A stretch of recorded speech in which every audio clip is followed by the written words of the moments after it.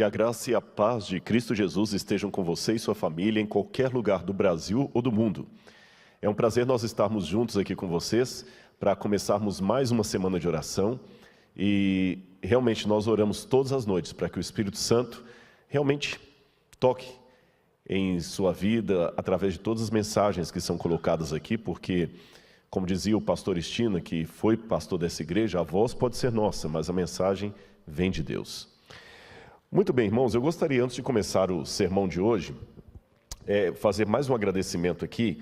Eu cheguei ali, o pastor falou assim, olha, tem alguém ali que quer te dar uma coisa, e eu conheci ele, agora o nome, a Beni, e a Beni me deu um banoffee muito gostoso, gente, de banana, que eu vou comer até falar chega, e eu falei, Beni, não, pastor, eu quero dar aqui, eu falei, não, eu quero agradecer a você. E por que eu estou agradecendo de público aqui? Ao mesmo tempo que eu respondo por que eu estou agradecendo de público, eu quero responder uma outra pergunta que muita gente faz nos comentários. Por que você defende tanto a igreja? Sabe, por que eu defendo a igreja? Em primeiro lugar, eu não defendo a igreja é de Cristo. E Deus não precisa de advogado, precisa de testemunha. Eu não defendo a igreja. Eu dou o testemunho do que a igreja fez na minha vida. E eu repito para você, eu já falei isso em outros sermões e repetição é aprendizado.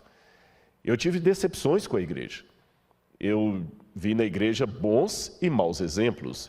Eu vi vícios e virtudes. Recebi fogo amigo, a ponto que eu posso testemunhar para você que em algumas situações, principalmente dentro do corpo ministerial, às vezes a obra é o único exército que atira nos próprios feridos. E por que eu não desisti da igreja? Por que apesar de todas essas experiências negativas, eu falo bem da igreja? Por sua causa. Isto, por sua causa, por causa da Beni. Há muitas pessoas na igreja que sempre me trataram muito bem, com muito carinho. E eu aprendi algumas coisas na vida. Em primeiro lugar, eu não vou ser oculista de remela. Hoje na internet eu vejo, eu até coloquei isso no meu Instagram esses dias, há pessoas que são especialistas em ser oculistas de remela. Ele não vê a íris do olho, ele só fica pegando a remela ali, jogando, com ironia. A remela, a remela. Em segundo lugar, eu aprendo que, de acordo com a Bíblia, eu tenho que denunciar, são os pecados do mundo. É isso que eu tenho que denunciar. Eu tenho que me posicionar contra o mundanismo, contra essas coisas. Agora, ficar só detonando com a igreja, que é a menina dos olhos de Deus, é um pouco perigoso. Sabe por quê? Eu vou dizer você por quê. E eu estou tomando o exemplo da Beni aqui apenas para criar o quebra-gelo do que eu quero dizer nessa introdução aqui. Se você cortar toda a floresta, é a segunda coisa que eu aprendi, eu falei eu não quero ser oculista de remela, e eu também não quero cortar toda a floresta por causa de algumas árvores podres. Não é inteligente, principalmente numa época de ecologia, você cortar toda a floresta amazônica porque encontrou algumas árvores podres ali, não é uma atitude muito sensata. Na igreja há problemas, mas também há tanta virtude. Se eu colocar numa balança as decepções que eu tive com a igreja e os acertos que a igreja teve comigo, pode ter certeza, meus irmãos, podem ter certeza. O prato do acerto é muito maior do que o prato do erro. E antes que alguém fale, é fácil para você, Rodrigo, você é o cara da Novo Tempo, você é da televisão. É lógico, eu sei. Eu sou muito franco naquilo que eu penso. Eu sei que em muitas situações as pessoas gostam do personagem. O Rodrigo Silva do Evidências é um personagem. Quando eu digo um personagem, não estou dizendo que eu sou falso. Eu quero dizer que é um personagem naquele sentido. O advogado, quando ele está no tribunal, ele é um personagem. É diferente do advogado quando está em casa carinhando o filho dele ou dormindo com a esposa dele. Eu não acordo falando com voz impostada. Não acordo, já pensou? Bom dia, é um prazer estar aqui mais uma vez, não é? Vocês entenderam? Mas a despeito de eu saber que muitas pessoas acabam mirando no personagem, essa igreja que eu estou dando testemunho para você, cuidou do ser humano por detrás do personagem. Eu me lembro, quando eu estava, por exemplo, na colportagem, lá em Belo Horizonte, eu colportava. E para quem não sabe o que é colportagem, em outras palavras, vender livros de porta em porta para fazer duas coisas ao mesmo tempo: ganhar o seu ganha-pão e pregar o evangelho através de bons livros que as pessoas compram. E eu, no meu caso, queria pagar a minha faculdade. E tinha uma irmã Anália, já faleceu, que ela já era idosa naquele tempo. E a irmã Anália, sempre que eu aparecia na igreja de quarta-feira, ela sabia quando eu ia, ela falava assim: aqui para você, meu filho. Eu lembro disso até hoje. Ela chegava com um pacotinho assim de papel, um saquinho de papel, e ali dentro estavam um sabonete Gessi e uma pasta Colinos, daquela amarela, que toda vez que você escova o dente, você tem sonhos e visões. E me entregava um dinheirinho assim: aqui, filhinho. Eu não sei dizer qual o dinheiro, porque eu estou falando de 1990, 1989, ainda era o plano cruzado ainda, nem lembro qual era o dinheiro do Brasil na época, não era o real, era cruzeiro nessa época. Mas seria, se eu fizer uma conversão para hoje, é como se ela chegasse com R$50. E ela me entregava assim: aqui, ó. E eu agradecia, e ela falou assim: estou investindo no futuro ministério. Deus vai te abençoar, meu filho. Se eu disser que a igreja não presta por causa daqueles que me apunhalaram, eu estou dizendo que a irmã Anália não presta. Você percebeu como é que isso é grave? Por isso que eu falei, meu amigo, desculpe. Se você está seguindo pessoas na internet que amam ser médicos de remela, desculpe, esse aqui prefere ser um oculista da íris. Não estou negando que a remela exista. Mas para que eu vou ficar preocupado com o espinho se eu tenho a rosa para cheirar? Não sou alienado. E antes que você fale assim: é vendido, é porque você trabalha para a associação. Meu amigo, desculpe-me. Eu tenho 2 doutorados, e um pós-doutorado e 2 faculdades. Em termos profissionais, eu não preciso da igreja adventista. Se fosse profissão por profissão, eu já recebi propostas para ganhar muito mais. Em 2015, recebi uma proposta para trabalhar numa universidade, não vou falar qual, que o sujeito perguntou quanto que eu ganhava na obra com todos os auxílios e queria pagar o dobro para eu ficar lá dando uma aula. Então, não é por questão financeira que eu estou aqui. É que eu faço programa, escrevo livro, dou palestra. Quanto que eu estou cobrando da igreja para dar essa palestra aqui? 0.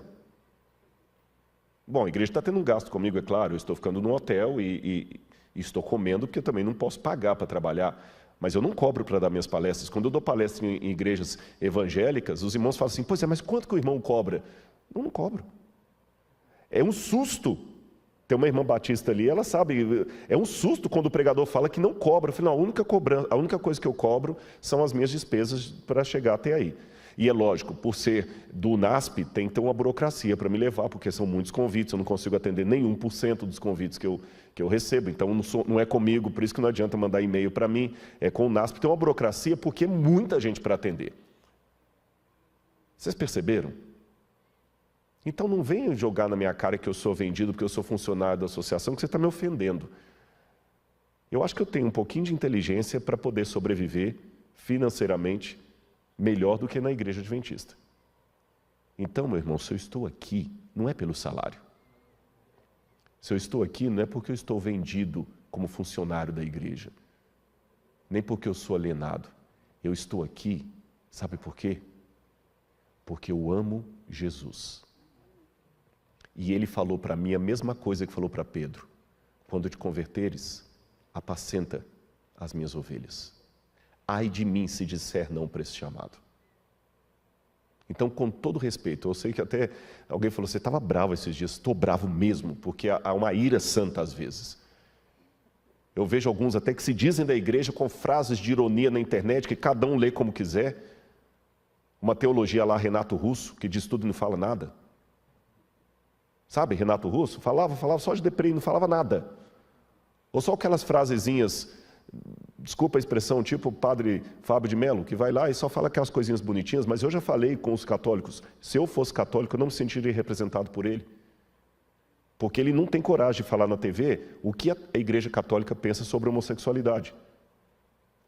Só fala de aceitação, aí é fácil. Eu vou à igreja batista, presbiteriana, metodista, falo na USP, falo em lugares de ateus, de evangélicos, católicos. Mas eles sabem que quem está indo ali é um adventista do sétimo dia e que tem ideias diferentes. Eu não escondo quem eu sou. Eu aprendi a discordar com classe, por isso que eles continuam me chamando. Mas eu não nego a minha identidade, nem tenho vergonha dela, falando apenas as verdades que agradam, para não receber dislikes nem lacração na internet. Então é um recado dado, sim. Estou dando recado, porque eu sei que tem muita gente assistindo e eu tenho uma obrigação com Deus de pregar a verdade. Então, meu amigo, eu sei que a igreja não salva, mas aquele que salva manda eu ficar na igreja. Esse preâmbulo aqui ele é necessário porque o tempo pede esse tipo de discurso. Há muitas pessoas hoje que estão achando que a igreja é um detalhe, uma coisinha besta. Não é. Quem fundou a igreja foi Jesus. Você está querendo saber que é mais do que ele? E mais um detalhe, já que você fala tanto na internet de aceitação, de evitar as fobias, por que você não aceita a igreja? Por que você não aceita a igreja? Você quer que agora a sociedade aceite o bandido, porque o bandido é apenas uma vítima da sociedade, a igreja tem que aceitar todo o negro, pobre, homossexual, a sociedade tem que aceitar todo mundo, agora a aceitação está certo. E por que você rejeita a igreja? Por que você não fala bem da igreja? E sabe o que eu penso? Quando eu começo a arrotar que sou mais espiritual com os meus irmãos, por isso eu não estarei ali, aí eu estou praticando um racismo espiritual. Porque o que o racista social faz? Eu não vou entrar no mesmo elevador que a empregada doméstica. E se alguém filma, curioso, né?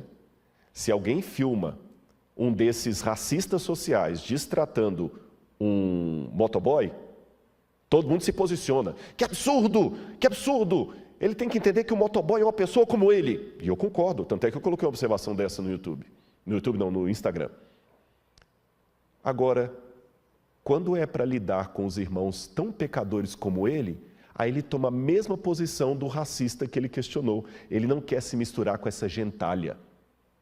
Quando você fala que não quer ir à igreja, que tem problemas demais lá, sabe o que você está dizendo? Eu sou bom demais para eles. Esse que fala para vocês, sem nenhuma demagogia, nem falsa piedade, conhece os pecados que ele comete. Esse que vos fala, conhece as falhas que ele tem. Esse que vos fala, conhece quantas vezes precisou correr para a cruz do Calvário para pedir a Deus perdão dos meus pecados. Por isso, talvez por isso, por me sentir tão indigno, eu me sinto tão bem na igreja com pessoas indignas. Porque, na verdade, eu sou uma delas. Anote isso aí. E desculpe essa ênfase, mas se fosse diferente, o Evangelho teria dito. Eu sei que nós temos problemas, e hoje eu vou falar sobre eles. Se você vir aí no seu quadro, olha o título do sermão de hoje. Vai aparecer para você ali. A grande apostasia. Uma advertência para nós. Então, para você ver que eu não sou alienado com relação aos problemas da igreja, hoje nós vamos falar sobre a grande apostasia. E por que mesmo admitindo a apostasia, eu devo permanecer no meio do povo de Deus? Abra a Bíblia comigo em Apocalipse, capítulo 17. Apocalipse, capítulo 17.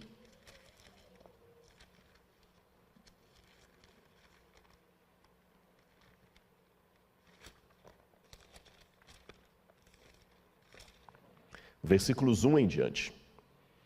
Se você estiver com sua Bíblia, acompanhe aí a leitura. Um dos 7 anjos, que tinha 7 taças, as 7 taças dos flagelos de Deus, veio e falou comigo dizendo: venha, e lhe mostrarei o julgamento da grande prostituta, que está assentada sobre muitas águas. Os reis da terra se prostituíram com ela, e os que habitam na terra se embriagaram com o vinho da sua prostituição. O anjo transportou-me em espírito a um deserto. E eu vi uma mulher montada numa besta escarlate, besta repleta de nomes de blasfêmia, com 7 cabeças e 10 chifres.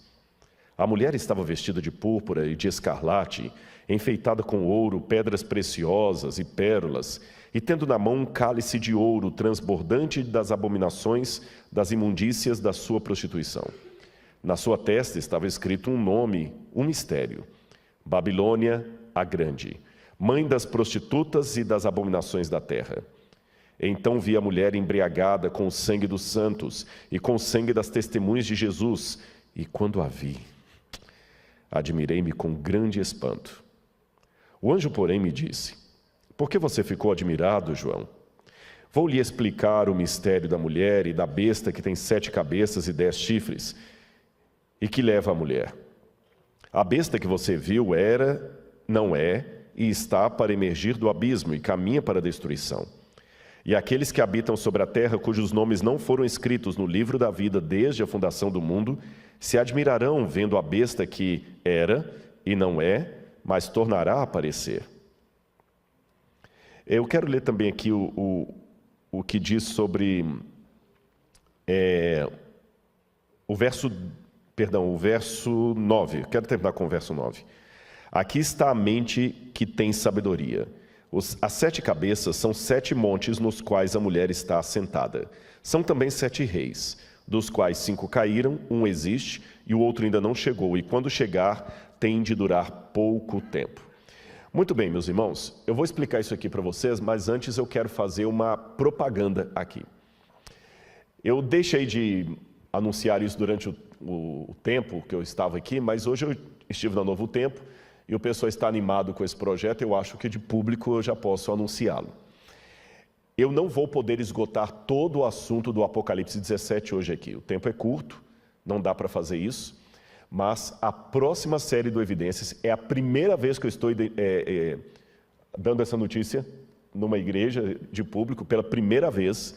Pode olhar que no meu Instagram eu coloquei fotos das gravações, mas eu não disse do que seria. O Evidências, a próxima temporada será sobre o livro do Apocalipse. Deus tem impressionado muito o meu coração a falar sobre o Apocalipse. E alguém até colocou: você está desejando demais a volta de Jesus, né? Você está falando demais isso? Estou mesmo. E eu resolvi gravar uma série de Evidências sobre o Apocalipse. E olha, está bem exaustivo. Só para você ter uma noção, eu acho que vou ficar falando do Apocalipse mais do que qualquer outro tema. Nós já gravamos 23 programas. O Apocalipse tem 22 capítulos. Nós já gravamos 23 programas e eu acho que vou gravar mais uns 8 na semana que vem. Quando eu sair daqui, eu saio daqui no sábado, domingo eu dou aula o dia inteiro, na pós-graduação. Segunda e terça eu gravo aulas da educação à distância. Terça-feira à tarde eu começo a gravar o Evidências até o final da semana ali. E nós vamos gravar o resto do livro. E eu espero que você assista essa nova série. Eu acho que ela vai ao ar lá pelo mês de outubro ou novembro na TV Novo Tempo. Aguarde as informações. E nós vamos falar muitas coisas em detalhes do Apocalipse, coisas que eu não falei aqui, e eu vou esmiuçar esse assunto muito mais do que eu estou passando aqui, tá bom? Então hoje será apenas uma degustação. Porém, espero que uma degustação o suficiente para que você entenda a mensagem de Deus através de Apocalipse 17, a falar sobre a grande apostasia. Em primeiro lugar, essa palavra apostasia talvez não seja de domínio público. O que significa apostasia? Paulo falou no livro, na carta aos Tessalonicenses, que a volta de Jesus não se daria sem que primeiro viesse a grande apostasia, megalapostasia em grego, a grande apostasia. A palavra apostasia já é uma palavra grega que significa separação, afastamento. Eu não sei quantos se lembram que na primeira pregação que eu fiz sobre o Apocalipse aqui, ao explicar o nome Apocalipse, eu falei que Apocalipse vem de apó, uma preposição grega que significa para longe de. Então apostasia, apostasium, significa aquele que se afasta, que rompe um pacto, que rompe uma aliança, que rompe um acordo de cavalheiros. É isso que significa apostasia. E Paulo falou que haveria de acontecer uma grande apostasia no meio do povo de Deus. Se é grande, é de proporções realmente gigantescas. E tem que ser no meio do povo de Deus. A cena que João vê aqui, eu vou mostrar para vocês, é de uma mulher montada numa besta escarlata, repleta de nomes de blasfêmias, e eu vou apenas me deter nessa figura. Lá no Evidências eu farei um paralelo maior entre a mulher do capítulo 12 e do capítulo 17. Aqui eu não vou poder fazer isso, mas eu vou mostrar apenas isso. É curioso que quando João viu essa cena no deserto, João se admirou com grande espanto. E aqui eu tomo licença de novo para poder acentuar a emoção de João. Lembra que nós perguntamos ao estudar o livro selado, por que João chorou copiosamente quando viu o livro na mão de Deus? Agora a pergunta aqui, por que João se espantou com essa cena? Veja, João já havia visto o diabo, o dragão, sendo expulso do céu. Ele viu a batalha de Miguel contra o dragão. Ele viu as 7 pragas caindo. Ele viu a besta surgindo da terra e outra surgindo do mar. Primeiro do mar, depois da terra.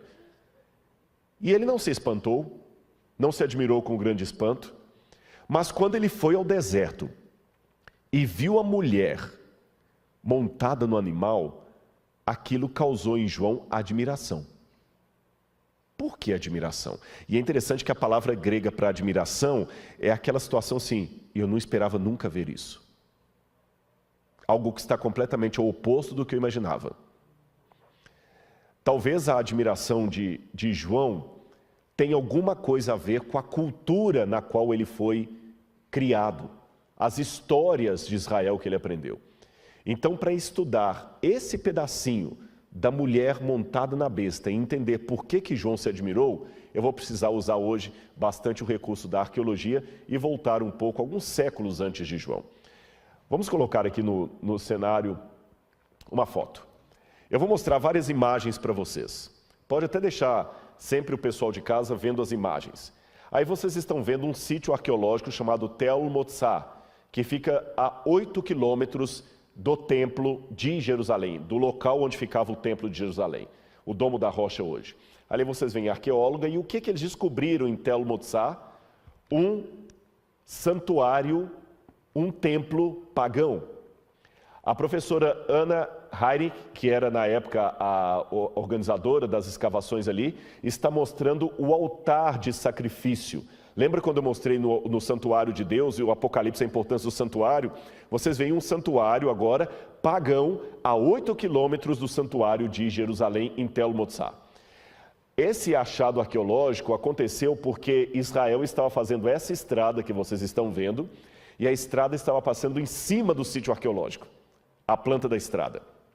E em Israel, quando você encontra algo arqueológico milenar, eles chamam os arqueólogos. No Brasil também, às vezes a gente é convidado para fazer arqueologia de contrato. Quando descobre alguma coisa indígena no lugar, tem que ter a assinatura de um arqueólogo para poder validar se aquele lugar pode ser construído ou não. Em Israel, eles convidam os arqueólogos para fazerem arqueologia de resgate. O que é isso? Você fotografa e tira do lugar a maior quantidade de elementos que você pode, porque eles vão depois meter concreto ali em cima e construir alguma coisa. Só que o achado ali era tão importante de Tel Motsar, um templo pagão, que eles resolveram fazer o seguinte: eles construíram uma ponte, um viaduto por cima do sítio arqueológico, preservando o sítio arqueológico. As primeiras fotos que eu mostrei foi antes da construção do viaduto, e essas são as mais recentes. Esse ano a escavação de Tel Motsar foi interrompida por causa do Covid. E eu vou mostrar um vídeo para vocês, pode colocar aqui, do sítio arqueológico.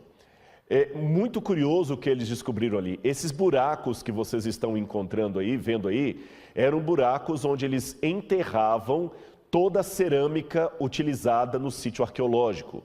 Assim como nós temos o costume de enterrar o pãozinho de Santa Ceia por reverência, tudo que é usado num culto, eles também enterravam, para não ser usado de maneira ruim. Aqui você tem uma das entradas do sítio arqueológico. Aqui funcionava o templo, ainda está em processo de escavação, e esse templo tinha um lugar santo e santíssimo, como o templo de Jerusalém. Ele tinha um altar de sacrifício, ali você tinha um altar de incenso, lá dentro também, que você está vendo. Aquela parte quadrada ali é um altar também. Vários animais eram sacrificados aqui aos deuses pagãos. Muitos cultos pagãos eram realizados aqui por judeus, porque ficava na Judéia, e esse templo funcionou durante aproximadamente 600 anos. Perdão, corrigindo, 300 anos. Ele funcionou mais ou menos do ano 900 ao ano 600. 300 anos esse templo pagão funcionou ali perto do templo de Jerusalém. Essa agora é a professora Shua Kislevitz, que é a nova diretora do sítio arqueológico. E ela está na mão segurando um cavalinho de barro. Percebam? Esses cavalinhos de barro que a gente encontra lá mostram que naquela região havia um culto da fertilidade desde a época de Josué. Esses são elementos culticos ou ídolos que foram encontrados ali. Algumas das cerâmicas que estavam enterradas ali, que são agora reconstituídas, todas usadas em oferendas ritualísticas. Aqui vocês veem uma placa para ter uma noção do tamanho, e aqui à esquerda do monitor de vocês, você tem um incensário, onde incensos eram servidos aos deuses pagãos cananitas. E do outro lado você tem restos de ossos de animais que foram encontrados ali. E aqui você tem o incensário, quando ele foi completamente reconstituído na universidade, o incensário, e do lado um dos cavalinhos ali. Pode perceber que ele tinha até um pezinho de alguém montado nele, mas só encontraram um cavalinho. Encontraram outro cavalinho, daqui a pouco eu vou falar o porquê desses cavalinhos que eles encontram. Animal de carga. Encontraram também estátuas, cabeças de pessoas que iam ali e, como ação de graças, como agradecimento ao deus pagão, eles colocavam alguma representação de si mesmos. Lá você tem o tamanho da proporção dos elementos que foram encontrados. E aqui uma foto de um drone, antes de construírem um viaduto do sítio arqueológico. Aquele buraco que vocês têm ali é justamente a entrada do sítio arqueológico, e mais à direita aqui você teria o pátio. Aqui você tem uma ideia. O que nos chama a atenção, olhando a planta desse sítio arqueológico, é que o templo pagão tem dimensões e estruturas muito parecidas com o tabernáculo que Deus mandou Moisés construir. É muito parecido. Tem lugar santo, lugar santíssimo, átrio, altar de holocausto, altar de incenso, o pátio onde as pessoas ficavam, a cerca que separava os ofertantes dos sacerdotes. E antes da gente continuar, volta para mim aqui. Olha que a primeira coisa que me chamou a atenção, quando esse sítio arqueológico foi descoberto, ele levantou muitas perguntas para nós, muitas perguntas. Uma das perguntas que se levanta é a seguinte, veja bem, ele estava a 8 quilômetros do templo de Jerusalém. Ele não estava distante do templo de Jerusalém. Como é que um templo pagão funcionava ali nas barbas do templo de Jerusalém? Essa é uma pergunta arqueológica. Outra pergunta. A Bíblia fala que houve no norte a reforma de Jeú, e no sul, na Judéia, você teve as reformas de Ezequias e de Josias. E segundo a Bíblia, nós vamos depois dar uma passada nessas reformas, esses reis piedosos resolveram reformar a religião, tirando os ídolos, tirando tudo que estava contaminando ali e trazendo de volta a espiritualidade, o jejum, o sábado, a Páscoa. Mas a pergunta é, eu tenho aqui um problema hermenêutico, porque mostra que, a despeito da reforma religiosa de Josias e de Ezequias, o templo pagão continuou funcionando. Perceberam? A outra curiosidade que nós temos é que esse templo pagão ele foi abandonado. Quando Nabucodonosor esteve em Jerusalém em 587 a.C. e destruiu o templo e a cidade de Jerusalém, por alguma razão que eu não sei qual, esse templo foi preservado. Nabucodonosor não destruiu o templo de Tel Motsar. Evidentemente que alguma mídia sensacionalista começou a correr e colocar matéria. Eu até gravei um vídeo sobre isso, que eu estava saindo de Israel naquele dia. Eu gravei um vídeo também irado, dizendo que eu estava chateado com essa mídia que colocaram assim, descoberta de templo de 3.000 anos, põe xeque-mate o texto da Bíblia.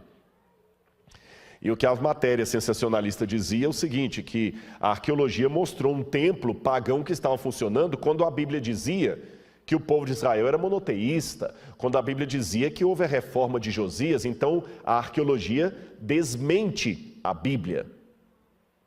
Será que a arqueologia desmente a Bíblia? Eu creio que não.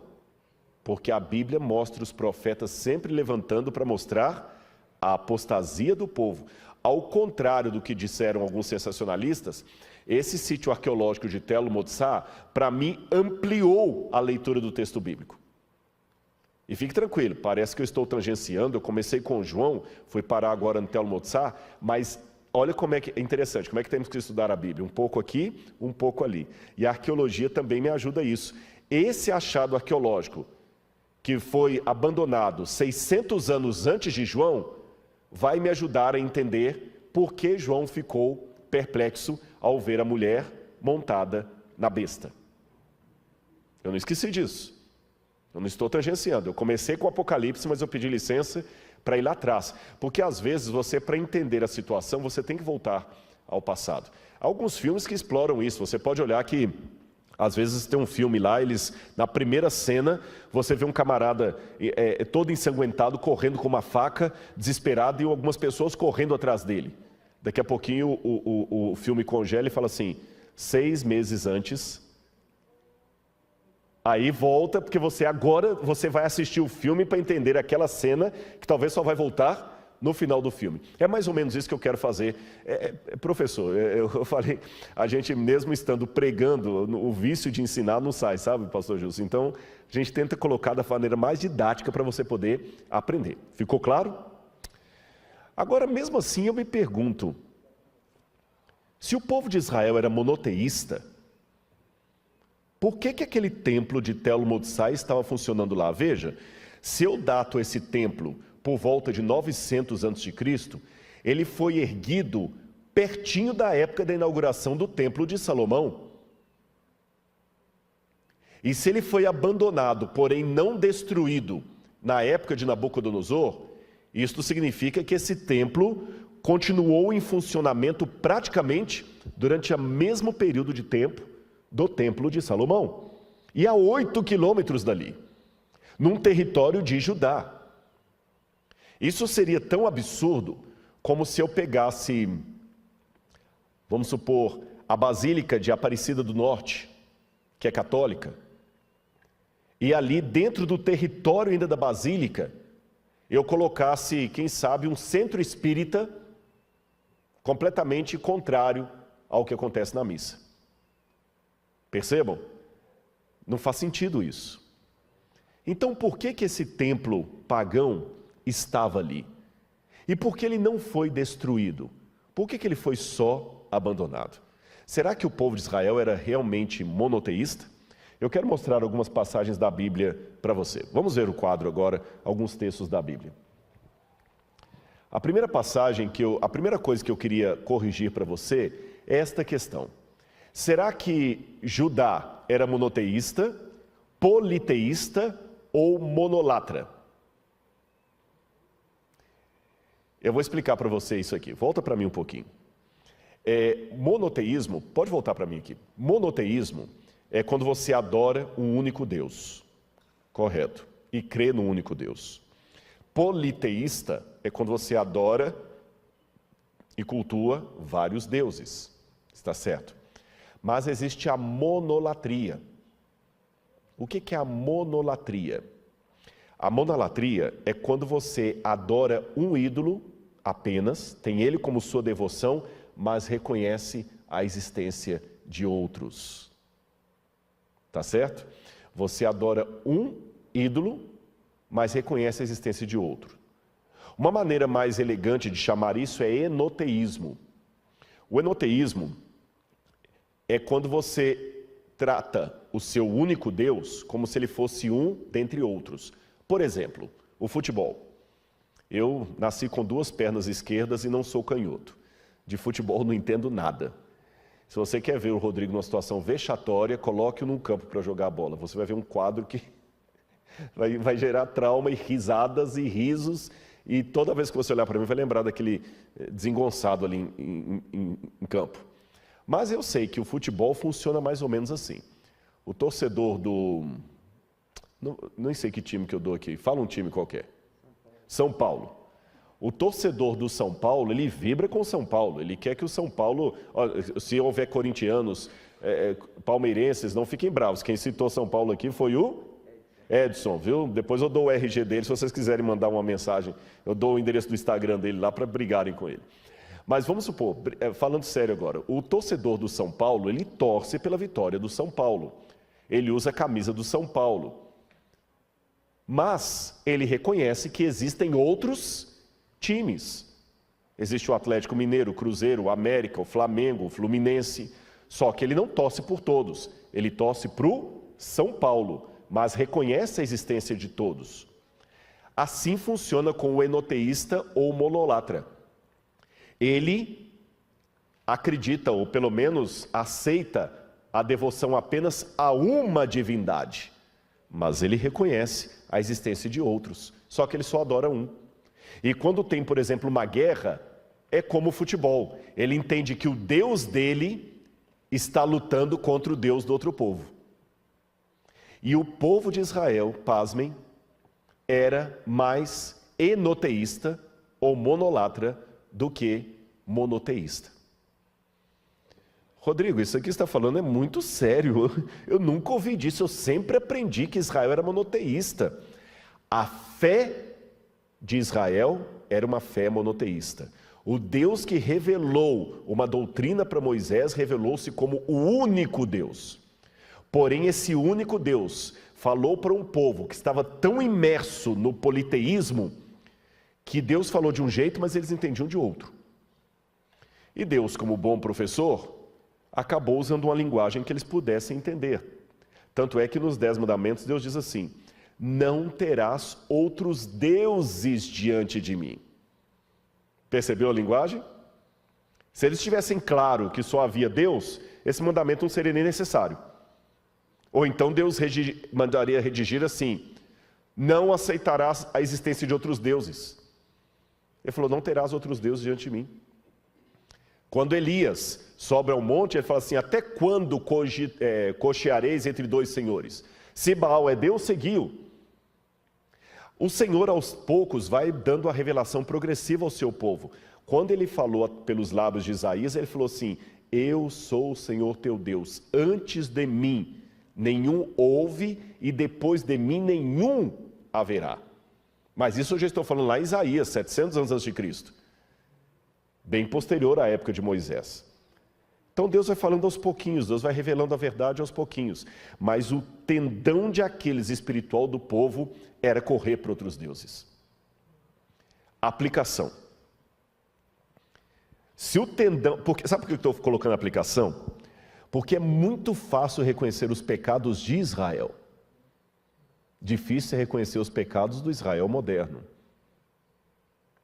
Eu pergunto a você, Deus abriu o Mar Vermelho, correto? Fez o maná cair. Apareceu no Monte Sinai de tal forma que o monte fumegava. E por que eles correram imediatamente para o bezerro de ouro, poucos dias depois de terem sido libertos? A primeira coisa que eu aprendo com isso é que milagres não são garantia de manter a fé. Se fosse uma garantia, um milagre, ninguém se apostataria. Mas ainda insisto, por que eles correram tão rápido para o bezerro de ouro? Porque esse era o tendão de Aquiles deles. Enquanto Deus estava atendendo, enquanto Deus estava aparentando servi-los aos seus caprichos, lembra quando eles pediram cordonizes? Reclamaram porque queriam a carne do Egito? Enquanto Deus atende os seus caprichos, Ele é um bom Deus, eu vou ficar com Ele. O dia que o povo se sente contrariado, eles correm para o bezerro de ouro. E será que hoje é diferente? Eu acho que mais importante ainda do que procurar saber por que o povo de Israel corria para outros deuses, é perguntar o que isso significa hoje. Hoje nós vemos o paralelo com o exemplo que eu dei naquela longa introdução para falar da igreja. A gente também só fica na igreja enquanto ela está me agradando. A hora que ela me desagrada, eu saio dela como um cliente, muda de banco porque não gostou do jeito que o gerente falou com ele no dia que ele foi lá. Perceberam? Se a tentação de Israel no passado era idolatria, era trocar Deus por falsos deuses, porque alguma coisa no judaísmo não lhe agradava, a minha tentação hoje é ser cliente da igreja ao invés de membro dela. E cliente sempre tem razão, e quando ele está insatisfeito, ele pega o dinheiro dele e vai para outro lugar. Dízimo não é algo que ele devolve, são cotas que ele paga, mensalidades, e quem paga está certo. Se eu estou pagando, eu estou no meu direito. Se eu comprei a passagem aérea, eles têm que levantar o voo e me levar, senão eu vou levar na justiça. Porque se não me agradar, eu como um bom cliente, vou pular fora. Deus já me deu tantas provas de que Ele me ama. Tantas provas. Tantas coisas que a igreja já fez por mim. Mas o dia que ela me frustrar, como Israel, eu pulo fora. E antes que você venha com aquele argumento que eu já ouvi muitas vezes aí, não, Rodrigo, está errado. Nós não estamos saindo de Deus, nós estamos largando a igreja, não é largar Deus. Desculpe a risada irônica. Quando você fala assim, eu não estou largando Deus, estou largando a igreja. É como se eu falasse com o pastor Gilson, como é que é o nome da sua filha? Fala o nome de uma das suas filhas. Jéssica, vou pegar a Jéssica. É como se eu falasse com o pastor Gilson assim, pastor Gilson, eu não tenho nada contra você, eu detesto a sua filha. Por mais cristão que ele seja, eu duvido que eu estaria fazendo esse sermão aqui. Não estou deixando a minha amizade com o pastor Gilson, não suporto é a filha dele. Por mais profissional que ele seja, dói. Não existe esse negócio de você gosta de mim, mas odeia os que eu amo. Meu amigo, desculpe-me, quem fundou a igreja não fui eu. E não existe biblicamente esse negócio que a igreja sou eu, a igreja é coletivo. Eu tenho um sermão que eu falo sobre isso. Falar que a igreja sou eu é tão estúpido quanto diz, desculpa a palavra estúpido, mas gramaticalmente é estúpido, porque eclesia no grego é coletivo, vem do kahal no hebraico, é coletivo. Dizer a igreja sou eu é tão estranho como falar assim, a colmeia é a abelha. Colmeia não é abelha, colmeia é coletivo de abelha. É por isso que eu falo que não pode dizer isso. Igreja é todo mundo junto. Percebeu? E se você pula fora com tanta facilidade, está igual a Israel. E não pense que na época eles tinham menos argumentos que você tem hoje. Israel pulava fora, mas achava que estava dentro da espiritualidade. Eles não sentiam que estavam errados de ter uma estatuazinha de Baal em casa. Eles não sentiam, para eles estava tudo numa boa. E uma coisa que eu aprendi com um amigo meu que é pastor, e falou assim, olha, sempre faça aplicação, porque senão as pessoas não entendem, e eu vou levar isso a sério.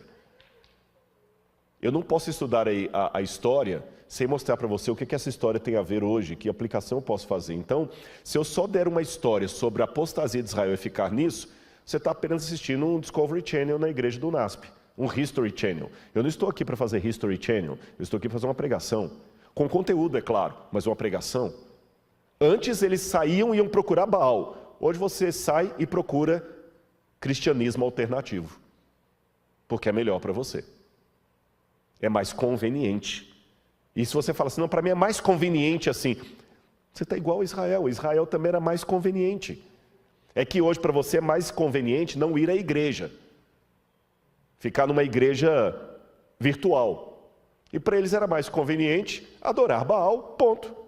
Se eu não posso dizer que você está errado, você não pode falar que eles estavam errados. Se você estivesse em Israel naquele tempo, talvez você também estaria arrumando argumentos para Baal. Volta, por favor, o quadro. Vamos falar um pouquinho eu falei com vocês das reformas de Ezequias e Josias. E você pode ler depois na Bíblia com mais calma, em 2 Reis, capítulo 18 ao capítulo 20, depois o capítulo 23, 2 Crônicas 29 a 32, fala dessas reformas, Isaías 36 a 39 também. Mas eu quero ler duas passagens com vocês. Uma antes da reforma, que está no livro de Deuteronômio, capítulo 12, versículos 13 e 14. Deuteronômio, capítulo 12, versículos 13 e 14.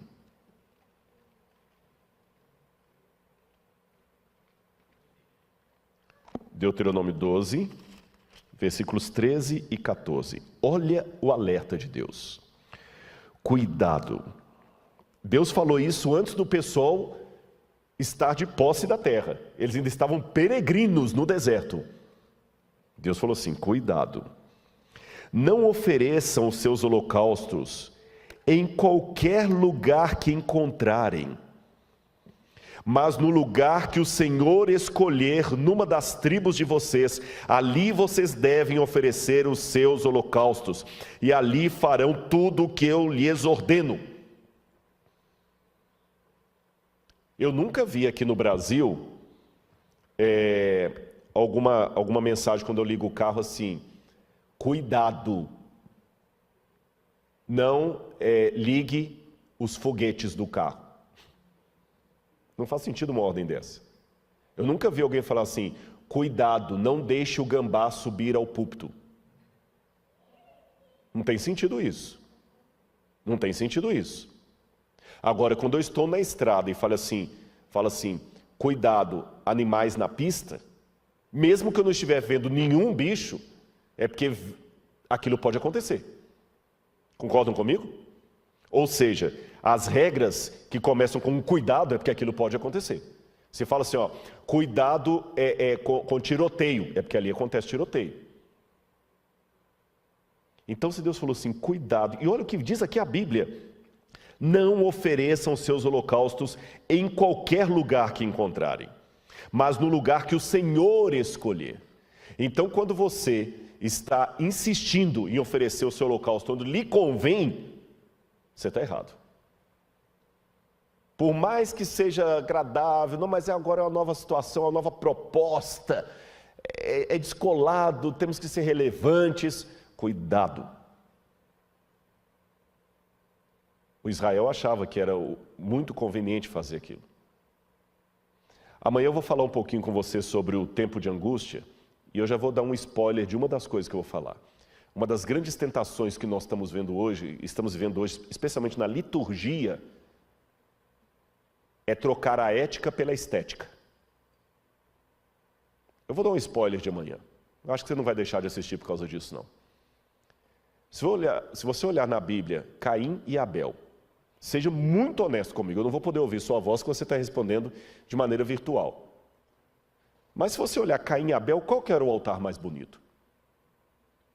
Qual que era o altar mais bonito, na sua opinião? Lembra a história de Caim e Abel? Qual que era o altar mais bonito? Com todo respeito, minha irmã, meu irmão, se você falou que é o de Caim, o de Abel, que é o mais bonito, eu vou falar que você é mentiroso. Vou falar que você é mentiroso. Eu amo animais. Entre um altar cheio de frutos, de cereais, e um altar com um cordeiro degolado, com sangue para todo lado, não vem me dizer que o de Abel era mais bonito, que não era, não. O altar mais bonito era o de Caim. Mas o que Deus queria era o de Abel. E hoje eu vejo muita gente caindo na mesma cilada, trocando a ética pela estética. Eles não querem mais saber o que Deus diz, não é assim diz o Senhor. É o que agrada a galera, o que dá mais views. Ao invés de consultar a Bíblia, contrata-se marqueteiros. Só um spoiler.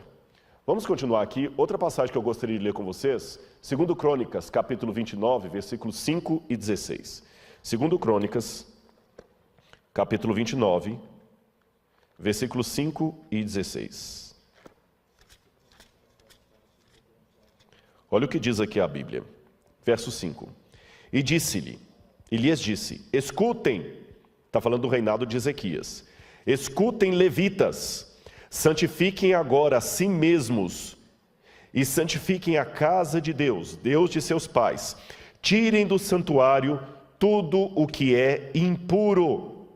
E vamos para o verso 16. Os sacerdotes entraram na casa do Senhor para purificar e tiraram para fora, ao pátio da casa do Senhor, todas as coisas impuras que encontraram no templo do Senhor.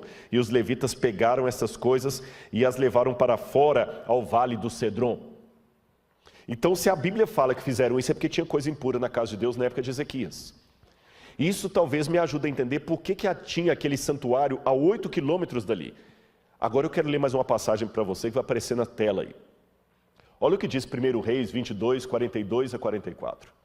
E era Josafá, que foi rei de Judá, da idade de 35 anos, quando começou a reinar. 25 anos reinou em Jerusalém, e era o nome de sua mãe Azuba, filha de Sili. E andou em todos os caminhos de seu pai Asa, não se desviou deles, fazendo o que era reto aos olhos do Senhor. Todavia, os altos não se tiraram, ainda o povo sacrificava e queimava incenso nos altos. O que nós encontramos em Telo Motzá? Um desses lugares altos. E incenso. Está desmentindo ou confirmando a Bíblia? Confirmando. E vamos lá. Eu quero mostrar para vocês uma das reformas religiosas, como é que era difícil isso. Eu vou mostrar da reforma de Jeú. Olha essa imagem que está aparecendo agora na sua tela. Esse é o sítio arqueológico de Tel Lahish. A Igreja Adventista escava aí. Inclusive o Michael Hazel, que foi autor da lição da Escola Sabatina de 1 ou 2 trimestres atrás, foi um dos chefes aí. Eu escavei um dia nesse sítio arqueológico. E um ex-professor meu, que já veio ao NASP, é o diretor lá também, o professor Garfinkel. Vocês estão vendo ali a entrada da cidade de Lachish. E eu vou mostrar para vocês um dos exemplos das reformas religiosas. Na entrada você tem esse banco onde sentavam-se juízes para julgar o povo. Lembra no caso de Ruth, que Ruth foi até a porta para resolver o caso ali, e eles tiraram as sandálias. Era na porta que havia isso. Mas num dos cômodos que estavam para cá, descobriram um altar. E o que chamou a atenção dos arqueólogos é que esse altar estava enterrado de ponta cabeça. Eles escavaram e encontraram o altar quebrado de ponta cabeça. Estão vendo o mostrando ali? As pontas do altar estavam quebradas. Você sabe a diferença quando uma coisa foi quebrada por ação do tempo ou quando alguém destruiu. Você vê um celular com a lente quebrada, trincada, falou assim, ó, caiu no chão. Espatifada, a namorada descobriu a senha do WhatsApp e deu BO. Você sabe a diferença. Do lado de cá, algo que estava em cima do altar. Então vocês vão me ajudar aqui. O altar estava de ponta cabeça, quebrado, e em cima dele estava aquele objeto com um buraco no meio. O que será aquele objeto estranho? Um mictório. Um mictório. Agora eu vou convidar você a ler comigo o livro de 2 Reis, capítulo 10, verso 27. Você viu o achado arqueológico, não é? Você viu um altar na porta da cidade e em cima desse altar um mictório. Quando eu vou para o livro de 2 Reis, capítulo 10, versículo 27,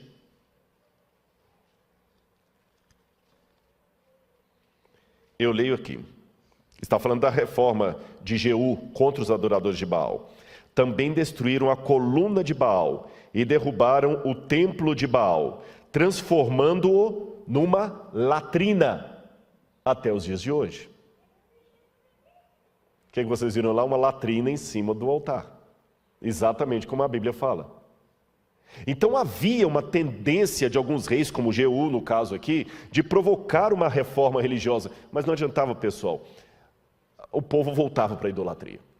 Era mais ou menos como o Brasil ou qualquer outro lugar do mundo, quando tem uma crise, por exemplo, a pandemia agora, todo mundo está lavando a mão, usando álcool em gel e tudo, mas eu tenho certeza, assim que essa pandemia acabar, inshallah, acabe, como dizem em árabe, inshallah, que se Deus quiser que acabe, que descobrirem a vacina, todo mundo vai parar de usar álcool em gel, essa preocupação toda já não haverá mais. Que a gente fica assustado, depois volta para o velho vício. Quero mostrar para vocês mais uma coisa aqui. O livro de 2 Reis, capítulo 18, verso 4, diz que ele tirou os altos e quebrou as estátuas, deitou abaixo os bosques. Isso foi a reforma de Ezequias. Quando fala que ele tirou os altos, ali está a palavra Rabamot. Quando fala que ele quebrou as estátuas,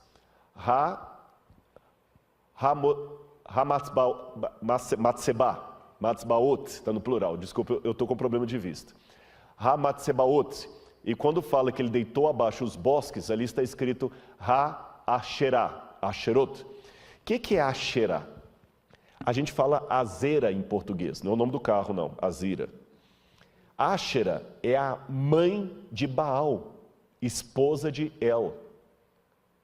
E Áshera era a divindade mais cultuada em Israel na época da apostasia. Aqui eu tenho algumas estátuas de Áshera que fazem parte da coleção do Museu de Arqueologia Bíblica do NASP. Coloca na tela para o pessoal ver. Era uma deusa da fertilidade, você nota que ela está segurando os seios. E nós temos Áshera em duas formas, com a cabeça de mulher ou com a cabeça de um pássaro. Mas você nota que curioso, a Áshera, ela não tem os pés. Percebe? Ela não tem os pés. Por quê? De acordo com a lenda, Áshera não podia caminhar com os próprios pés. E olha que interessante isso aqui. De um lado você tem Áshera como era cultuada pelos cananitas, muitas vezes com o nu frontal. Mas quando ela recebia o culto dos judeus, ela era vestida como se fosse uma mulher decente. Mas olha que ela é vestida realmente com púrpura e escarlata.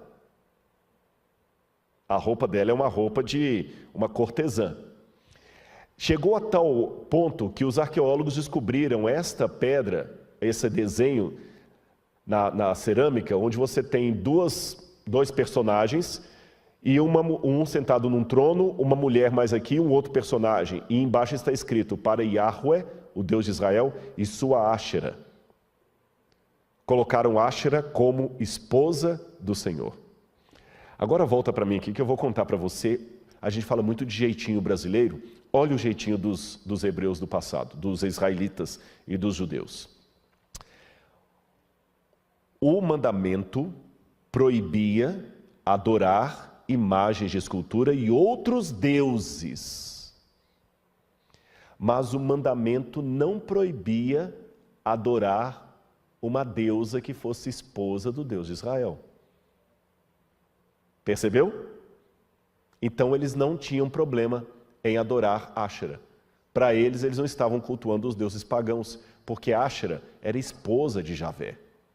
Ela não era uma deusa pagã. E por que eles colocaram Áshera como esposa de Javé? Simples. De novo eu falo daquilo que eu mencionei lá atrás. Conveniência, a religião da conveniência.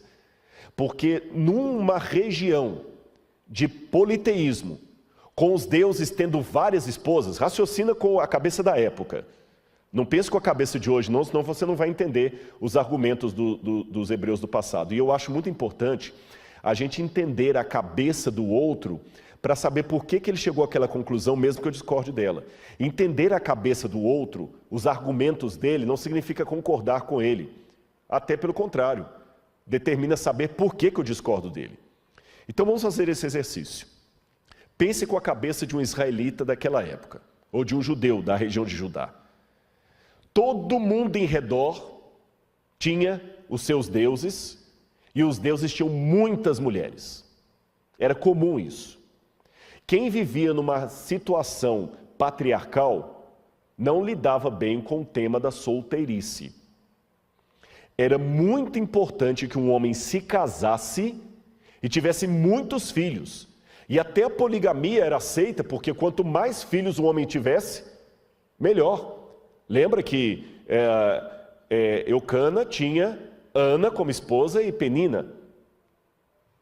Quanto mais concubinas, Jacó tinha lá, Raquel, Lia, ainda cada uma pegou a sua empregada ainda para fazer mais filhos.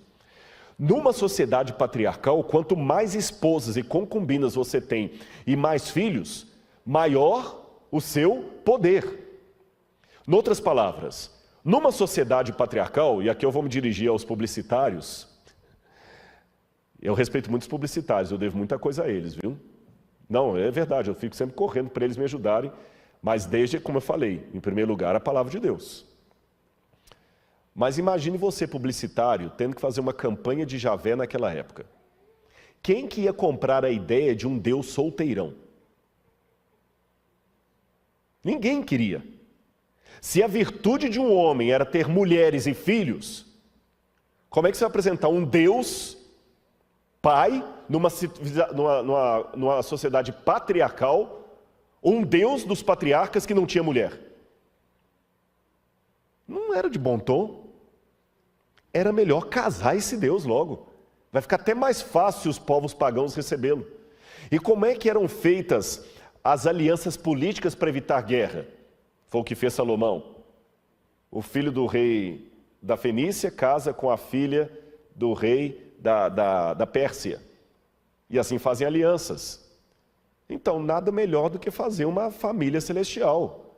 El, o deus cananita, o deus de Ugarit, já tem um nome parecido com El em hebraico, Deus. Então, se El é esposo de Áshera, vamos tornar Javé esposo de Áshera.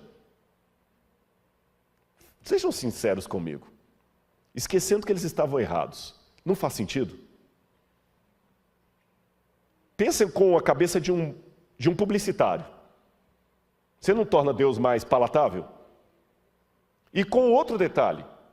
Esse negócio de adorar um Deus que você não vê é como chupar bala com a casca, com o plástico. Você tem que sentir o gosto dele, você tem que olhar. Tem que ter tato. Então vamos fazer o desenho ali, olha.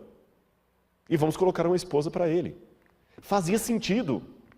Mas eu aprendi que nem tudo que faz sentido é correto. E vou mais além. Lembra que eu mostrei que o templo de Tel Motsar tinha uma estrutura muito parecida com o templo de Jerusalém? Aqui, irmãos, vem a minha outra descoberta que serve de análise e alerta para hoje. Eu descobri que apostasia não significa desvio das coisas de Deus. Significa seguir as coisas de Deus ao meu modo. Porque até fazer esses estudos, eu entendi apostasia assim. Eu estou aqui na igreja adventista, aí eu abandono a igreja adventista agora e vou me tornar aí, sei lá, membro de uma seita ou de igreja, vou me tornar ateu. Isso é apostasia. Se eu largar a igreja adventista hoje e me tornar ateu, é um tipo de apostasia. Só que eu percebi que a Bíblia não chama tanto a atenção para esse tipo de apostasia, em que eu largo a igreja e me torno um ateu. A Bíblia chama atenção para um tipo de apostasia que vai sem ter ido. Porque ele não sai do povo. Ele está no meio do povo. Mas ele quer colocar a religião do seu jeito. Ele até aparenta estar seguindo as orientações de Deus. O templo de Tel Motsar não tinha outra coisa senão sacrifício. O templo de Tel Motsar tinha incenso. O templo de Tel Motsar tinha pátio. Tinha ritual do santuário. Mas tinha do jeito que agradava o povo. É igual o templo de Laodiceia. Laodiceia tem dois significados. O julgamento do povo ou o povo que julga. Eu quero mostrar mais uma coisa para vocês. Lembra que eu falei que Áshera é mostrada sempre sem os pés? O que me chama a atenção é que Áshera é a única divindade feminina do mundo de Ugarit, que era uma região vizinha de Israel, que ela precisava de uma besta de carga para se locomover, porque ela não tinha pés para andar.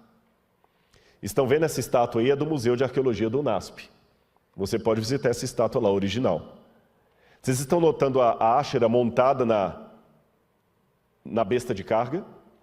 E deixe-me chamar a sua atenção para uma coisa aqui. Besta, a gente às vezes tem a ideia de chamar besta alguém que é idiota. Deixa de ser besta. Mas originalmente besta significa um animal de montaria. Seja ele domesticado ou selvagem. Então, por exemplo, um burro é uma besta. Se você usa um elefante para montar, aquele elefante vira uma besta. Besta é um animal de montaria. Quando a gente lê no Apocalipse a besta, a gente sempre pensa a besta como sendo uma coisa idiota. Besta, João viu dois animais de montaria. Therion, em grego. Therion. E se é um animal de montaria, é porque tem sela. Se tem sela, tem então um cavaleiro. E quem João vê agora montado na besta? A mulher.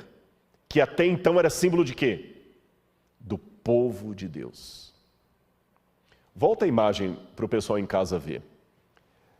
A Áshera era muitas vezes descrita como uma prostituta montada numa besta. E tem um hino ugarítico, que eu vou mostrar a tradução dele quando vocês assistirem o programa Evidências.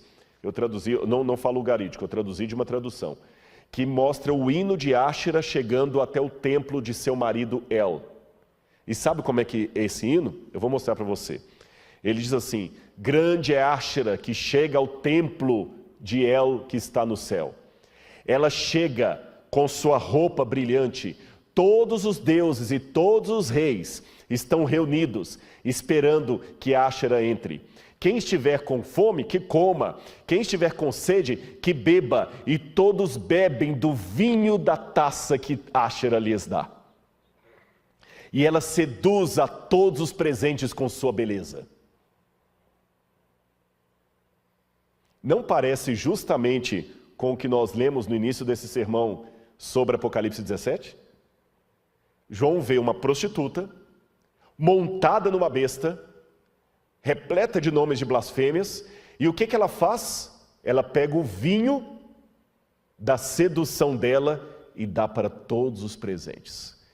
Para você que está me ouvindo nessa noite, isso pode soar como uma novidade, porque você não fez arqueologia, você não estudou no Oriente Médio. Mas para quem estudou, quem ouviu o Apocalipse a primeira vez, ou o próprio João, isto não era novidade, fazia parte da cultura dele. Em outras palavras, assim que João viu aquela mulher, automaticamente ele se lembrou de quem? De Áshera. E quando ele se lembrou de Áshera, das histórias do passado, ele entendeu a mensagem. A igreja, infelizmente, se une com o poder romano. E é por isso, eu não vou dar detalhes nesse sermão, falei que vocês esperem evidências. É por isso que o dragão agora se ira com o restante da descendência da mulher, o que sobrou dela. O que sobrou dela, aqueles que guardam os mandamentos de Deus e têm a fé em Jesus. O que João entendeu com aquela mensagem? Áshera vai voltar. Haverá uma apostasia no tempo do fim, como houve nos mesmos moldes da apostasia do povo de Israel do passado. João, a história há de se repetir. Por isso que Deus, partindo do conhecido para o desconhecido, mostrou a João algo que seria familiar a qualquer judeu. Ele viu uma cena que lembrava o culto de Áshera, e ele lembrou da apostasia do passado. Lembra que eu falei do templo de Tel Motsá? Eu tenho quase certeza. Por que eu digo quase certeza? Porque as escavações não estão concluídas ainda. Mas pelo pouco que já encontraram ali, aqueles animais de montaria que foram encontrados, eu já trabalho com a hipótese que Áshera era uma das divindades adoradas ali em Tel Motsá, a 8 quilômetros do templo de Jerusalém, nas barbas do templo de Jerusalém. Agora eu quero mostrar mais uma passagem para você. Primeiro umas imagens. Olha essa imagem aqui. Isto são objetos que são encontrados em túmulos judaicos anteriores à destruição da Babilônia. Olha quantos ídolos em túmulos judaicos, incensos para ídolos. Inclusive, eles encontraram esse altar em Beersheba, era um altar pagão. E olha o que está no livro de 2 Reis, capítulo 23, versos 8 e 9. Em todos os sacerdotes a todos os sacerdotes, trouxe das cidades de Judá e profanou os altos que os sacerdotes queimavam incenso, desde Geba até Beersheba, e derrubou os altos que estavam às portas, junto à entrada da porta de Josué, o governador da cidade. Ou seja, eles colocavam os altares na porta das cidades. Lembra que ele foi destruído e transformado em latrina? Vamos continuar. O que estava à esquerda daquele que estava à porta da cidade. Mas, essa parte que eu quero destacar, os sacerdotes dos altos não sacrificavam sobre o altar do Senhor em Jerusalém, porém comiam pães ázimos no meio de seus irmãos. Aqui está falando da reforma de Josias. Olha o que a Bíblia diz.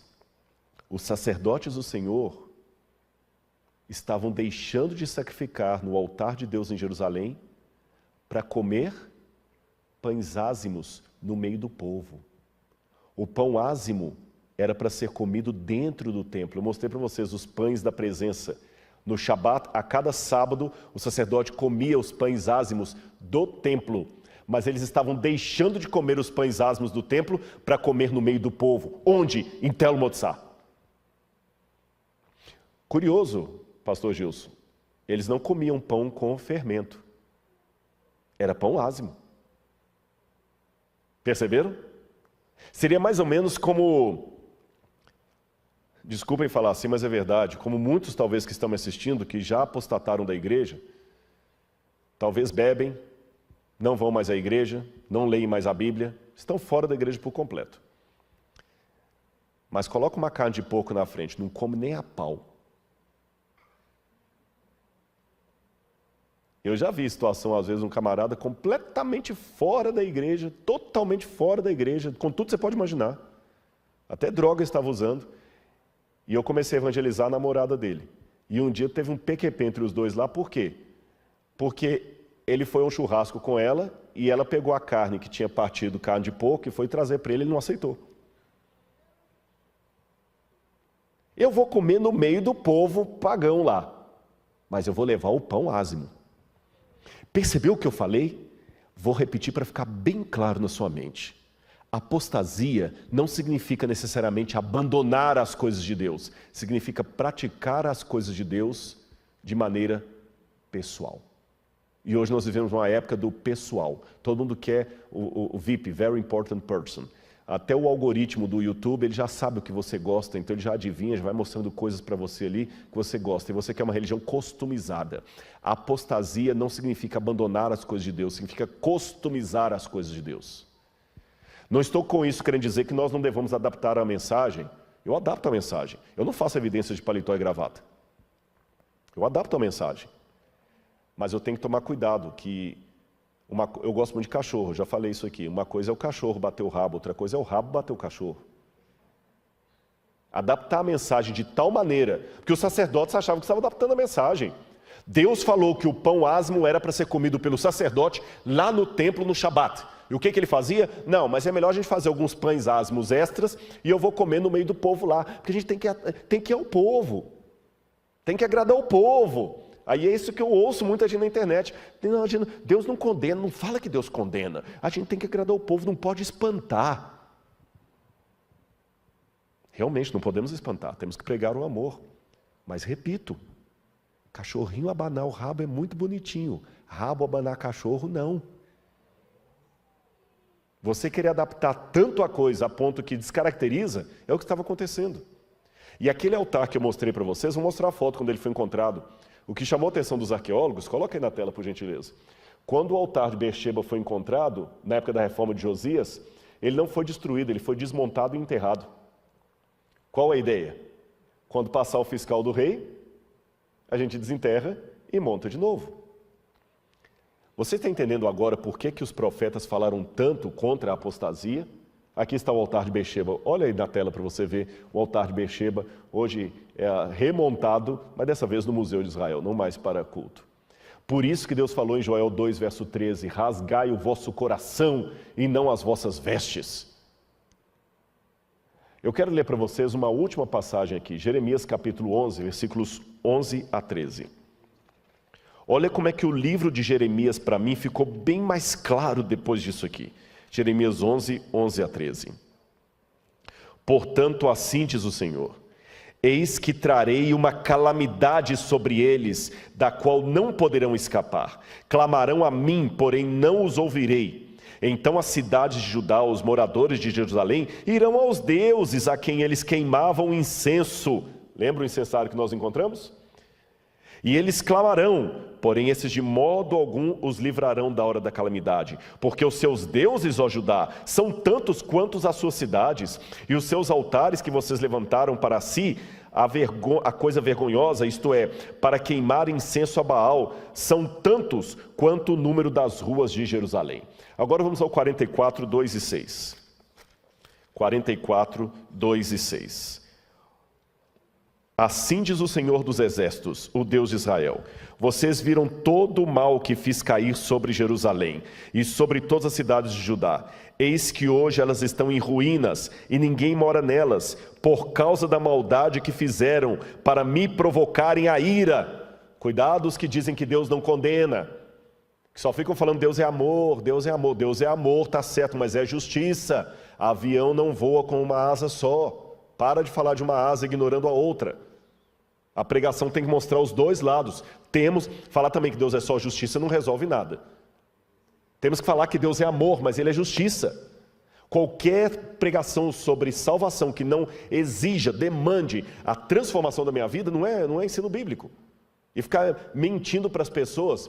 Não, Jesus te aceita como você está. Isso está certo, mas Ele não vai salvar você para você continuar como está. Não minta para as pessoas que você está evangelizando. Não minta, que elas depois vão cobrar isso de você. E vamos continuar aqui, olha. Mas eles, verso 5, não quiseram ouvir, nem atenderam, nem se converteram da sua maldade, para não queimar incenso a outros deuses. Por isso derramou-se a minha indignação e a minha ira, e se acenderam nas cidades de Judá e nas ruas de Jerusalém, fazendo com que ficassem arrasadas, em ruínas, como hoje se vê. Lembra que eu falei no início que dos mistérios arqueológicos é que Tel Motsar não foi destruído? Lembra? Sabe o que eu entendo? Deus foi irônico. Nabucodonosor destruiu o templo de Jerusalém, mas preservou o templo de Tel Motsar. Já que vocês não ligam para as minhas coisas, vocês ligam para as coisas do mundo, então vou deixar vocês ficarem com o que vocês gostam. Tel Motsar não foi destruído. Quando Jerusalém foi destruída, Tel Motsar ficou intacto. E aqui do lado de fora de Jerusalém, perto da porta de Jafa, quando você vai descendo ali, indo para o lado sul, você tem uma parte aqui que me chamou a atenção. Estão vendo essa parte aqui, olha? Isso, está vendo mais escuro? São cinzas da destruição de Jerusalém por Nabucodonosor. E eu quero mostrar uma coisa para você em casa. Olha esse objeto de metal, ouro e bronze. Olha como é que ele ficou todo retorcido. Para retorcer o ouro e o bronze, você imagina a alta temperatura do fogo de Nabucodonosor sobre Jerusalém. Agora eu quero contar para você um segredo. A arqueologia a gente escava assim, por camadas. Porque tem uma cidade aqui, ela é destruída, eles constroem outra por cima, outra por cima. Então a gente sabe pelas camadas a que período pertenceu os que viviam nessa camada. O que é mais antigo está mais embaixo, o que é mais recente está acima. Sabe onde é que nós encontramos aquelas estatuetas de deuses, de ídolos, de Áshera, de Baal? Nas camadas anteriores ao cativeiro da Babilônia. Depois do cativeiro da Babilônia, nós não achamos mais nenhuma cabecinha de Áshera. Em outras palavras, quem se queima com leite quente, assopra até iogurte. Deus teve que dar uma lição para aquele povo. Agora vamos aprender com a história do passado. Porque você sabe, já diz o ditado, aqueles que negligenciam o estudo da história tendem a repeti-la. Aqueles que negligenciam as lições do passado tendem a repetir os erros do passado. Então vamos aprender com essa lição. João ficou realmente admirado com um grande espanto, porque ele viu uma mulher montada na besta e é como se ele falasse, eu pensei que Áshera era coisa do passado, vai voltar, Senhor, vai, João. Num outro formato. Vai começar com uma união com Roma. Depois vai virar a Babilônia. Senhor, mas quando Nabucodonosor veio, a Babilônia veio destruir o povo pelos seus pecados. Pois é, eu vou ter que deixar a Babilônia voltar. Só que Babilônia agora vai vir na forma de Roma. E irmãos, ontem eu falei sobre a perseguição que vai se abater à igreja. Será que aqui também não estaria uma outra razão por que Deus vai permitir a perseguição? Será que não é por isso que Ele vai permitir que nós percamos os nossos templos, como Jerusalém perdeu o templo de Jerusalém? Será que por isso Deus vai permitir que nós percamos talvez o conforto? Porque pode escrever, esse colégio aqui vai deixar de ser nosso. Esse púlpito vai deixar de ser. E é nesse momento que nós vamos ver quem é quem. Mas eu termino esse sermão com uma nota de otimismo. Sabe por quê? João, no final do Apocalipse, Deus mostra para ele as bodas do Cordeiro e fala que a noiva a si mesma se ataviou e que haverá um remanescente que será salvo. E assim como eu começo esse sermão, eu posso terminá-lo. Sabe por que eu não desisti da igreja? Sabe qual que é o meu maior argumento para ficar na igreja? É você. Isto. Você está me assistindo. Eu vou falar para vocês um segredo homilético. Que eu já falei para alguns, e como algumas coisas, vocês notam, eu não uso papel para falar, pode até ser que eu já falei isso até durante a semana, e se falei, vou pedir licença para repetir, você não vai se cansar. Às vezes, para um teólogo, ouvir sermão é duro. Primeiro que a gente não está acostumado a ouvir sermão. Pastor Gilson, quantos sermões num ano você consegue ouvir, sentando mesmo, igual você está ouvindo aqui agora? Essa semana você ouviu até agora 6. 10, 15, num ano. Num ano.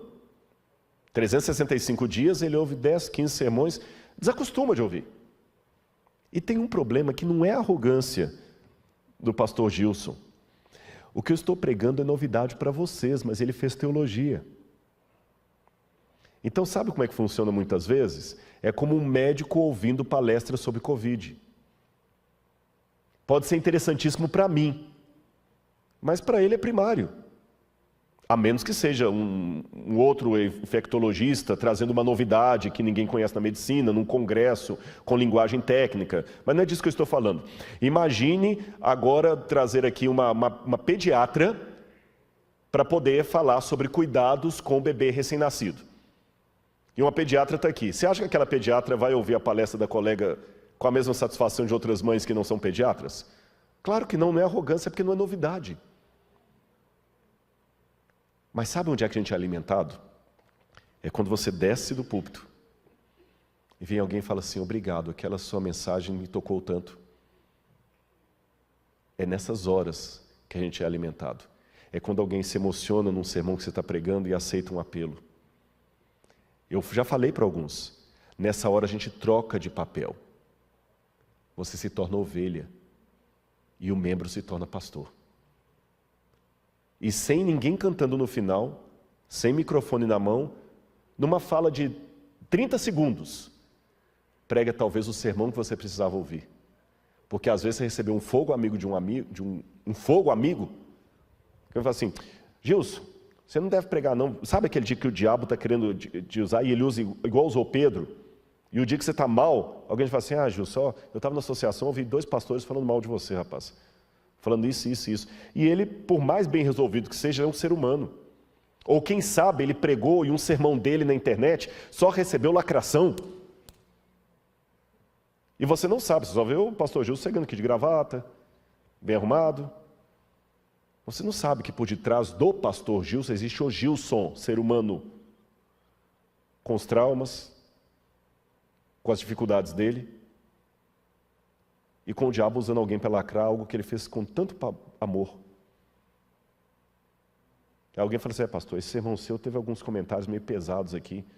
Aí quando ele sobe muito triste e prega, o Espírito Santo vai e pega uma irmãzinha e fala assim, pastor Jesus, eu quero te agradecer. Aquele sermão que o senhor pregou fez minha filha voltar para a igreja.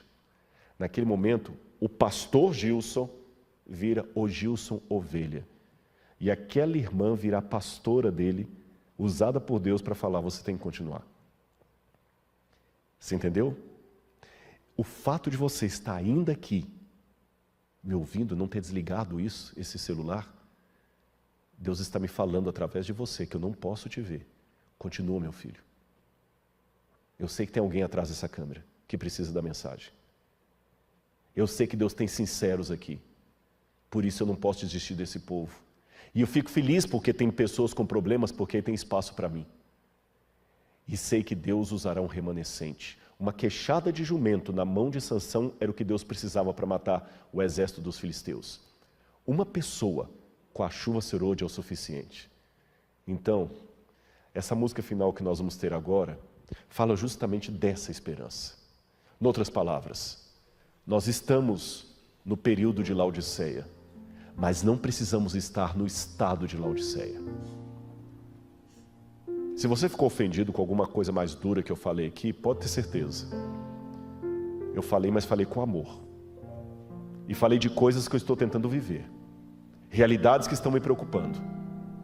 E ainda que você discorde de tudo que eu falei, pelo menos tente aceitar a sinceridade do que eu vou dizer agora.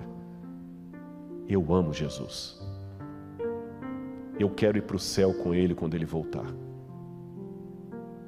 E sei que mesmo o céu com Jesus ficará chato se eu não tiver os meus irmãos ali comigo. E não estou cometendo heresia em dizer isso, porque Adão estava na terra convivendo com anjos, sem pecado, e por não ter uma companheira, ele se sentiu só.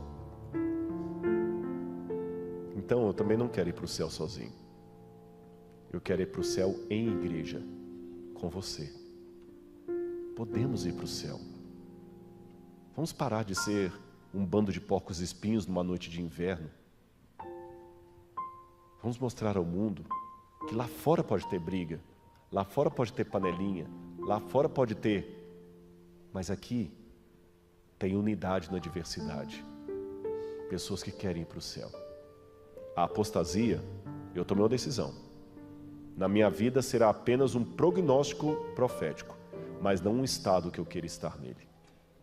Que Deus me ajude, por sua graça, a estar entre o remanescente fiel e a você também.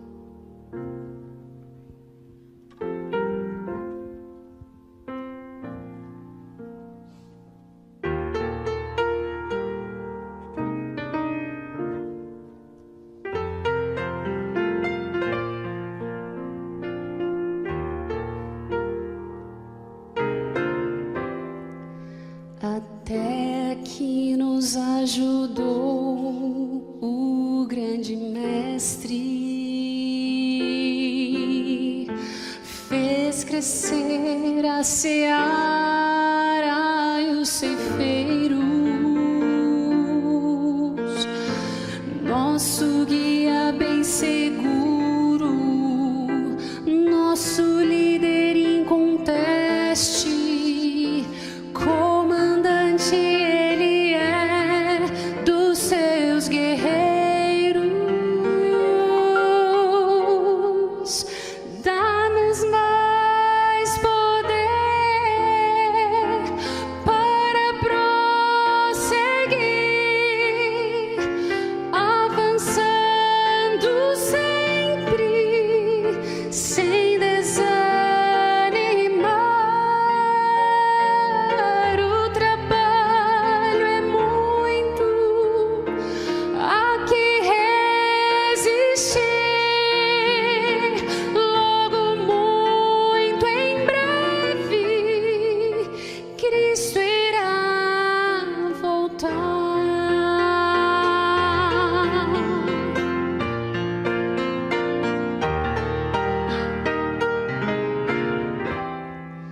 Nós queremos conquistar ao inimigo, muitas outras posições daqui pra frente, espalhando o amor de Deus a toda hora e a qualquer preço, atraindo a Cristo corações e mentes.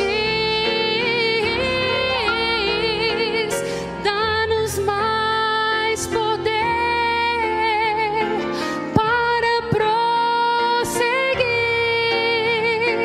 avançando sempre, sem desanimar.